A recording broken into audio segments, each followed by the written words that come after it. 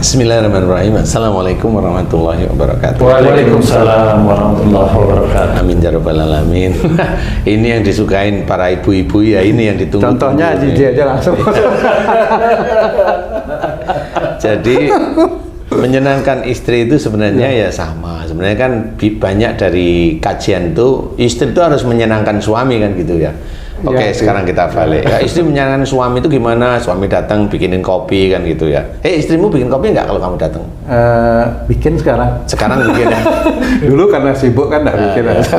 Sekarang bikin ya. Sekarang bikinin ya, alhamdulillah. Alhamdulillah. Ya. Nah, boleh seperti itu atau minta boleh dan dengan wajah yang nggak cemberut lah istilahnya. Bukan hanya itu, maaf Pak Ustadz. Pakaian tidur saya semua disiapin Pak Ustadz. Alhamdulillah. Oh iya. Iya.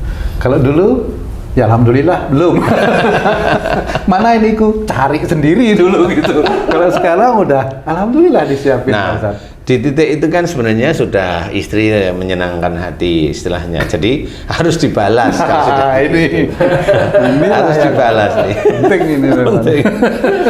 Jadi cara membalas kebaikan istri itu ya sama. Jadi hormati istri. Kalimat dalam berkata-kata wanita itu hatinya itu halus, lembut. Jadi belajar untuk tidak berkata-kata kasar, berkata-kata keras seperti itu. Jadi itu di dalam pikiran dan hati kita itu sudah kita camkan, kita patuhi lah istilahnya. Jadi aku nggak mau ngomong keras, kasar, ngomongnya nyakitin, nuduh dan sebagainya. Itu harus belajar seperti itu. Nah, cara belajar itu sebenarnya dampaknya untuk si suami sendiri. Sehingga suami itu akan belajar menjadi orang yang baik di hadapan Allah. Kembali ke iya diri pasti sendiri. Coba kamu ngomongnya kasar, egois dan sebagainya. Kemudian kalau udah lihat istrimu ngasih baju tidur, kadang ngasih, kadang lepas kan gitu ya. Kan udah dikasih dilepas. Lain gitu lain. Jadi masih di bawah umur. Waktunya beda. Ngasih melepas. Jadi ya harus dibalaslah dengan kebaikan. Kayak umpamanya kamu punya tipikal itu keras, egois, emosional. Nah, pada saat kamu melihat istrimu memberikan hal tersebut, umpamanya nggak usah kamu sendiri, Haji J aja, istrinya itu tiba-tiba itu nyuci sendiri, nyuci, nyetrika ini sendiri, ngepel sendiri, itu kan beda ya. Itu ada sentuhan di sini bagi seorang imam yang belajar taat kepada Allah Ta'ala, itu ada sentuhan di dalam hati itu. Nah, di titik itulah sebenarnya hidayah Allah itu mulai diturunkan kepada kita ya, sehingga kita dia sudah berubah. Nah, mulailah kita berubah. Yang dulunya egois, nah belajar untuk tidak memaksa. Egois itu kan memaksa. Yang dulunya emosional, berusaha untuk tidak emosional. Yang dulunya nuduh-nuduh atau menekan atau apapun, belajar. Nah, belajar itu sendiri itu kan untuk diri kita. Itu sama, belajar untuk diri kita. Sehingga itulah kita bisa menjadikan diri kita tidak seperti yang dulu. Paling tidak itu pada saat ngobrol dengan istri, akhirnya juga ngobrol dengan anak-anak, itu semuanya itu nyaman. Nah, kenyamanan inilah yang nanti istri itu seneng. Ya, seneng walaupun istri itu nggak megang uang mamanya, ya alhamdulillah seneng. Mamanya kamu sudah nggak emosional, nggak nyala-nyalain kan gitu ya, nyala-nyalain aja kan, bingung istri mencarinya. Nah, akhirnya kalau kamu berubah menjadi baik ya insya Allah lah ya, insya Allah. Amin. Istrimu kan seneng. Ini mau nyenengin istri tapi yang muncul kok malah kesalahan semua. Lah ya kamu itu kan dari banyak salahnya ini yang muncul. Loh, kan sejak dulu itu umpamanya kamu kan selalu nyalain istri. Jadi gimana kamu itu mau nyenengin istri? Nggak boleh nyenengin menutupi salahnya, nggak boleh sebenarnya maksudnya. Loh, nyenengin yang gimana kalau kamu itu bisa nutupin salah kalau saya tanya? Bener ya bener. Nah, ya kan gitu. Ustadz, yang saya maksud tadi adalah gini, Ustadz. Misalkan kalau di rumah sering marah-marah nih si suami nih, karena nggak senang atas perilaku istri nih. Nah, kemudian si suami berpikir, mulai besok saya nggak mau marah-marah deh. Gitu kan. Ini kan berarti tanpa ada perubahan dari istri nih, si suami ingin merubah sikap yang lebih baik dan marah jadi tidak marah. Nah, apakah bisa seperti itu, Ustaz? Maksudnya yang bisa yang suaminya. Si suaminya. Kalau itu Haji J melihat dari sisi suami tok pada waktu saya mau berubah, ya nggak akan ketemu. Tapi kalau suami tahu bahwa marah-marah itu bermasalah besoknya, baru dia berubah. Nah, itu kan ada sebabnya sebenarnya. Kenapa dia nggak mau marah-marah? Atau umpamanya dia marah-marah karena perilaku istri. Dia mencoba teknik tidak marah-marah. Tetapi kalau memang dia itu sehari-harinya emosional, untuk tidak marah sulit sih. Sulit kenapa? Karena dia hobinya emosional, marah. Jadi kalau dia menjadi orang yang lebih tenang, lebih lebih tenang lah. Saya nggak bilang sabar ya, sabar itu sulit. Lebih tenang aja, nggak bisa, sulit itu. Tenangnya dia menyimpan marah, iya. Tetapi kalau tenang dalam arti ukuran tenang itu ya dia nanti ada masalah atau istrinya begini, dia tidak emosional, itu sulit. Nyenengin istri umpamanya ada uang lebih, istrinya diberi sesuatu hal apa kayak yang nggak terlalu mahal-mahal ya nggak apa-apa, tapi istri itu seneng kemudian ya begitulah nyenengin istri. Jadi kalau memang istri sudah berubah itu kan disenengin, jajak ngomong yang baik, dielus kepalanya, itu kan seneng ya wanita itu digituin. Barangkali ya begitu ya tuh ya kali ya. Kurang paham juga. Kurang paham. Sudah mulai lupa. Melupakan. Ada yang juga ngelus-ngelus ini ayam. Jadi bisa dengan itu diajak ngomong enak, diajak mikir enak. Kalau mikir dia salah itu senyum-senyum, dipecandain. Oh, masa ngomong begitu lagi sih? Jadi itu mengingatkan tapi dengan kondisi yang tidak emosional. Nah dari situlah mulai nanti si istri nyaman.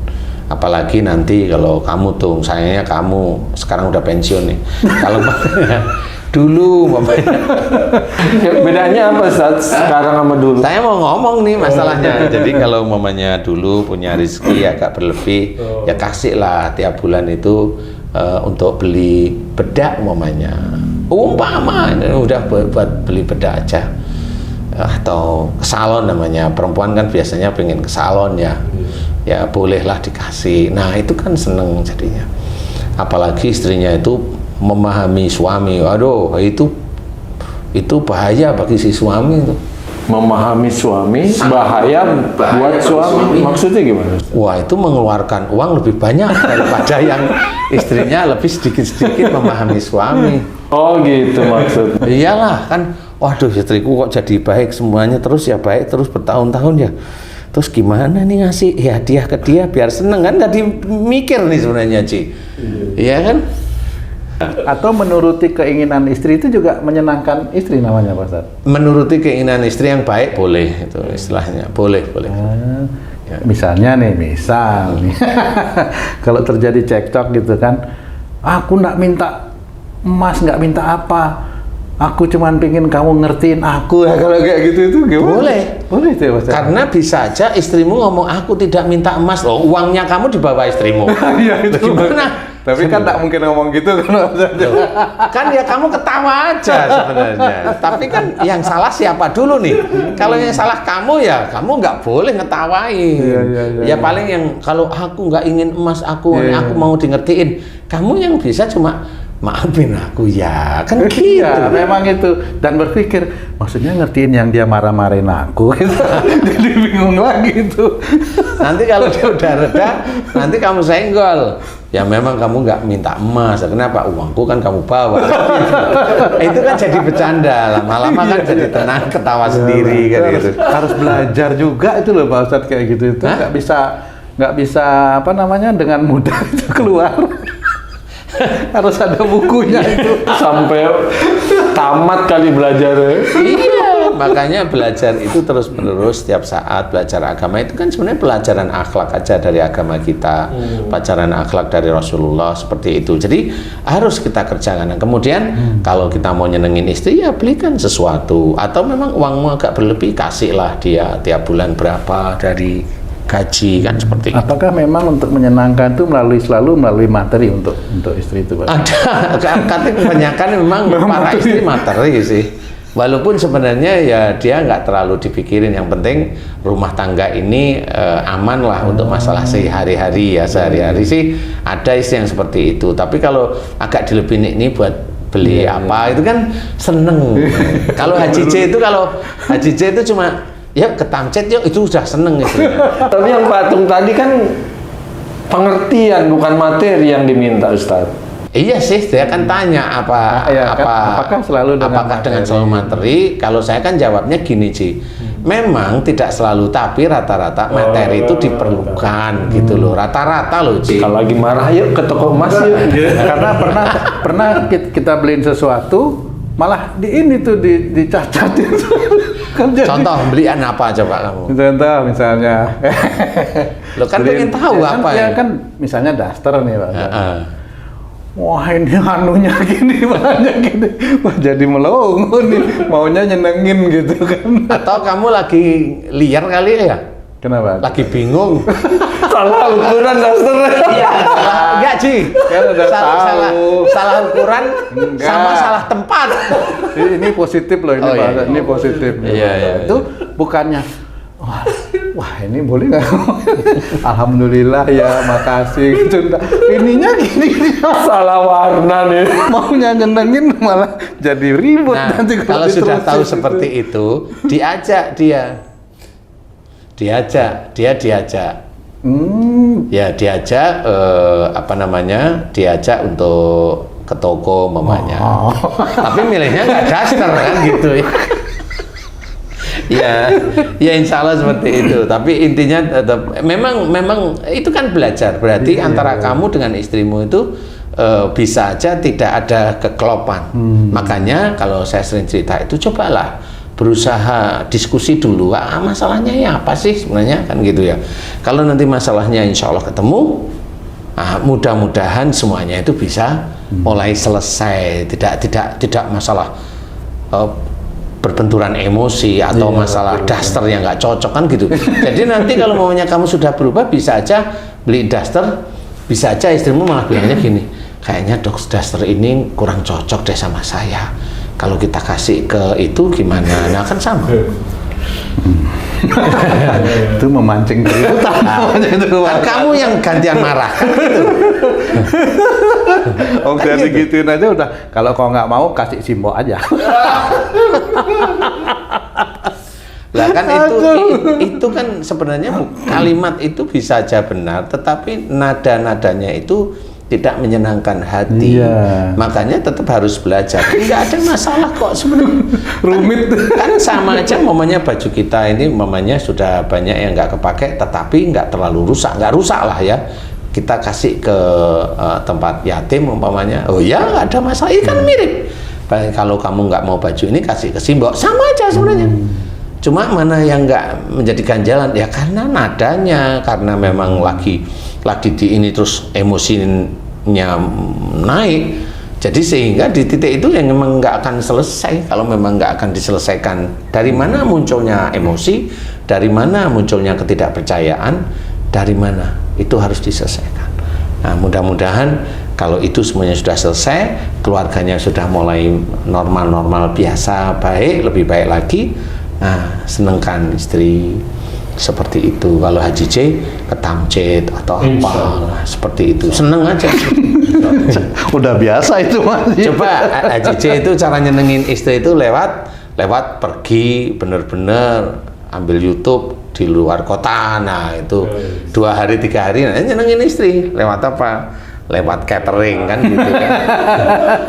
Insya Allah seperti itu. Jadi menyenangkan istri banyak, bisa aja menyenangkan istri itu diskusi masalah agama juga bisa, semuanya bisa. Insya Allah bisa. Tapi menyenangkan istri adalah belajar untuk tidak menyakiti hati istri, sehingga istri itu lebih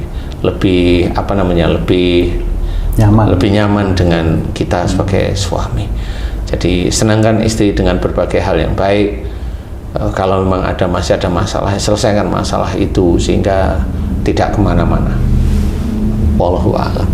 Alhamdulillah, terima kasih banyak penjelasannya Pak Ustadz.